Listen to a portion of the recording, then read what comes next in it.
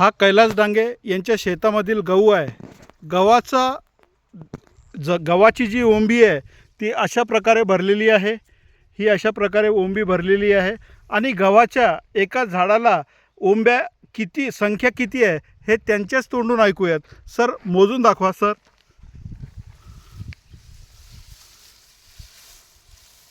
Sir मोजतायत। 1 2 3 4 5 6 7 8 9 10 11 12 13 14 15 16 17 या 17 ओंब्या आहेत त्यांच्या झाडाला। पाय एवढा अमेझिंग रिझल्ट आहे। 17 ओंब्या एका झाडाला, म्हणजे हा रोज जो रिझल्ट घेतलाय सर तुम्ही सांगू शकता का सर कसा आहे? रिझल्ट एकदम छान आहे, चांगला रिझल्ट लागला सर। या आधी तुम्ही गव्हाचं पीक घेतलं, पण गव्हाच्या आधीच्या पिकामध्ये आणि या पिकामध्ये काय फरक आहे? म्हणजे खूप बदल आहे, खूपच बदल आहे। धन्यवाद सर।